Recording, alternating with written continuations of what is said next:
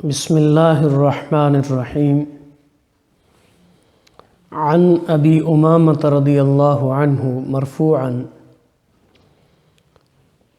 اللہم اغفر لنا وارحمنا وارض عنا وتقبل منا وادخلنا الجنة ونجنا من النار واصلح لنا شأننا كله قیل زدنا قال اوليس قد جمعنا الخير كله او کما قال علیہ الصلاۃ والسلام رواہ احمد وابن ماجہ والطبرانی۔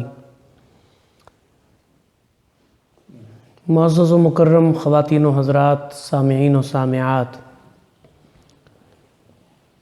رمضان المبارک بالخصوص دوسری بہت ساری عبادات کے ساتھ دعاؤں کے لیے بھی خاص اہمیت کا حامل ہے۔ بندہ اپنے آپ کو اپنے رب کے قریب محسوس کرتا ہے، اور ایسے میں جو التجا اور جو درخواست اور جو التماس اس کی زبان پہ آتا ہے، اس کے اندر ایک زیادہ عاجزی اور رمضان کی خاص برکات کی وجہ سے ہوتی ہے۔ اس لیے یہ قبولیت دعا کا زمانہ ہے۔ تو میں نے یہ سیدنا ابو امامہ کی ایک مرفوع روایت نقل کی ہے، جس میں وہ حضور علیہ الصلوۃ والسلام سے ایک دعا نقل کرتے ہیں۔ آپ بے شک اس کا اردو ترجمہ ہی اپنی دعاؤں میں یا پنجابی میں یا جس بھی انداز سے مانگے، لیکن یہ بڑی جامع دعا ہے۔ وہ کہتے ہیں کہ اللہ کے رسول صلی اللہ علیہ وسلم نے یہ دعا مانگی کہ اللہم اغفر لنا، اے اللہ ہمیں بخش دے، ورحمنا اور ہم پر رحمت فرما، وارض عنا اور ہم سے راضی ہو جا، وتقبل منا اور جو ٹوٹی پھوٹی عبادت اور جو کچھ ہم کہیں اسے ہم سے قبول فرما لے، یعنی ہمارے قولی فعلی بدنی مالی عبادات کو قبول فرما۔ وادخلنا الجنۃ ونجنا من النار، دوزخ سے ہمیں بچا لے، جنت میں ہمیں داخل فرما۔ اور واصلح لنا شأننا کلہ، اور ہمارے جتنے بھی جملہ حالات اور معاملات ہیں انہیں درست فرما دے۔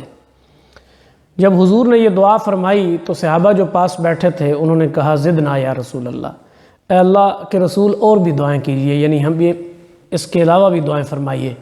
آپ نے فرمایا کہ جو دعا میں نے ابھی کی ہے، اولیس قد جمعنا الخیر کلہ، کیا میں نے ساری خیر اس کے اندر جمع نہیں کر دی؟ یعنی اللہ کے رسول صلی اللہ علیہ وسلم فرما رہے ہیں کہ اس دعا کے اندر میں نے جو جو چیز خیر ہو سکتی تھی اس سب کو جمع کر دیا ہے۔ اللہ سے جو بات کہنی چاہیے، جو کچھ اس سے مانگنا چاہیے، وہ سارا اس دعا کے اندر آ گیا ہے۔ یعنی اس دعا میں اللہ تعالیٰ سے مغفرت اور بخشش مانگی گئی ہے، رحمت مانگی گئی ہے، اللہ کی رضا مانگی گئی ہے، قبولیت مانگی گئی ہے، اور جنت کا داخلہ اور دوزخ سے نجات مانگی گئی ہے۔ اور پھر سب سے آخر میں یہ استدعا کی گئی ہے کہ ہمارے جملہ معاملات، شأننا، جتنے ہمارے معاملات ہیں، سارے حالات ہیں، وہ سب درست فرما دے۔ واصلح لنا شأننا کلہ، ظاہر ہے اس کے بعد کوئی بھی انسانی حاجت اور ضرورت باقی نہیں رہتی۔ اس سے زیادہ جو کچھ بھی مانگا جائے گا وہ اسی اجمال کی تفصیل ہوگی۔ گویا یہ جو اجمالاً اللہ کے رسول نے چند جملوں میں مانگ لیا ہے، اگر دعا کو پھیلایا جائے تو یہی چیزیں ہیں جو بندہ اپنے اللہ سے مانگتا ہے۔ ظاہرہ جنت میں داخلہ اور جہنم سے نجات، آگ سے نجات، یہ ہماری الٹیمیٹلی یعنی سب سے بڑی خواہش ہو سکتی ہے، اس سے بڑھ کر کوئی بڑی چیز نہیں ہو سکتی۔ اور پھر اللہ کی رضا اور اس کی خوشنودی، اس کی مغفرت، قبولیت عمل کی دعا، یہ ساری دعائیں گویا اتنی جامع ہیں کہ ہر چھوٹی چھوٹی دعا اسی کے ذیل میں آ گئی ہے۔ تو اس لیے حضور علیہ الصلوۃ والسلام نے جب صحابہ نے کہا کہ یا رسول اللہ اور بھی دعا مانگیں، تو آپ نے فرمایا کہ اولیس قد جمعنا الخیر کلہ، کیا ہم نے ساری کی ساری خیر اس دعا کے اندر جمع نہیں کر دی کہ جس کو کوئی انسان مانگ سکتا ہے؟ یعنی گویا اس دعا کے اندر ہم نے وہ سب کچھ مانگ لیا ہے کہ جو انسان کو دنیا اور آخرت میں مطلوب ہو سکتا ہے۔ اس اعتبار سے یہ بڑی جامع دعا ہے۔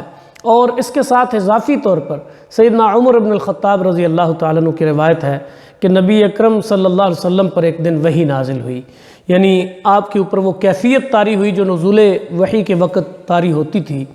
جب وہ کیفیت ختم ہوئی وحی والی تو آپ قبلہ رخ ہو گئے، آپ نے اپنا رخ انور فاستقبل القبلہ، آپ نے اپنا رخ انور قبلہ کی طرف کر لیا، ورفع یدیہ اور اپنے ہاتھ اٹھائے، وقال اور یہ دعا مانگی، اللہم زدنا ولا تنقصنا واکرمنا ولا تہنا، वातिना वला तहरिमना व आसिरना वला तुसिर अलैना वर्दिना वर्द अन्ना, कि ए अल्लाह हमारी तादाद में ज़्यादती फरमा और इजाफ़ा फरमा, यानी ज़्यादती और इजाफ़ा फरमा और कमी ना कर। तादाद से मुराद उम्मत की तादाद। और फिर फरमाया कि हमें इज़्ज़त व अज़मत अता फरमा और हमें हमारी इहानत और ज़िल्लत न फरमा। हमें अपनी तरफ से हर तरह की नेमतें अता फरमा और हमें महरूम न फरमा। हमें अपना ले और हमारे मुकाबले में दूसरों को तरजीह न दे, यानी किसी कौम को, किसी मज़हब व मिल्लत को, किसी तहज़ीब और किसी तमद्दुन को, किसी निज़ाम को हमारे ऊपर मुसल्लत न फरमा, यानी कोई दूसरा हमारे ऊपर, हमारे मुकाबले में दूसरों को कोई तरजीह हासिल ना हो। और हमसे राज़ी हो जा और हमें खुश कर दे, यानी ख़ुद भी राज़ी हो जा, हमें भी राज़ी कर दे।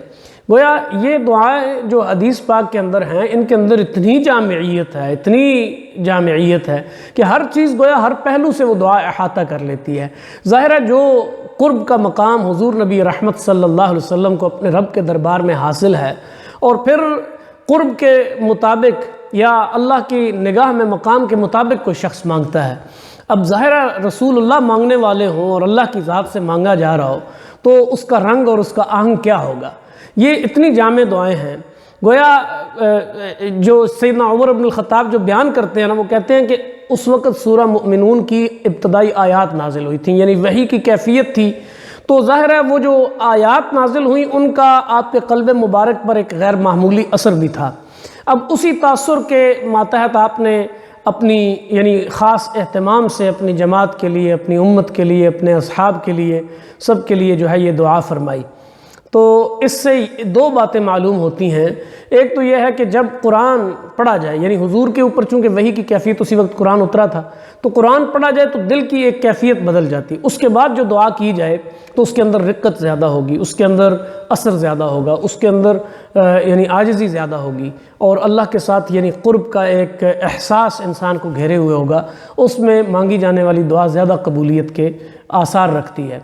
और दूसरी ये बात मालूम हुई है इस हदीस से कि दुआ के लिए क़िबला रुख होना और हाथ उठाना ये सुन्नत है, यानी अल्लाह के रसूल सल्लल्लाहु अलैहि वसल्लम ने फिर क़िबला रुख हो गए और आपने दुआ इस तरह से फरमाई। बहरहाल ये जो दोनों जो अहादीस मैंने ज़िक्र की हैं, बड़ी जामे दुआएं इसके अंदर हैं। अल्लाह करीम हमारे हक़ में, हमारे मरहूमीन के हक़ में ये दुआएं कबूल फ़रमाए। और अहबाब से, भाइयों बहनों से मैं गुजारिश करूँगा कि इन दुआओं को याद करें। कुरानी और जो हदीस की दुआएं हैं, कुरानी और नबवी दुआएं, उनकी एक अपनी तासीर है। अल्लाह करीम से दुआ है कि समझ और अमल की तौफ़ीक़ अता फ़रमाए। वमा अलैना इल्लल बलाग।